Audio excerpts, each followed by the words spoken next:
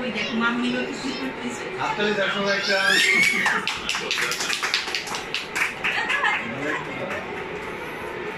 হ্যাঁ বুঝলে না In the end, that's hitting up close to the shoulder if it hits the back.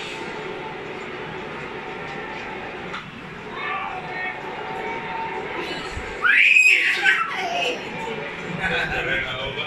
And there's the yeah, for a drink. মাঝখানে বসিয়েছে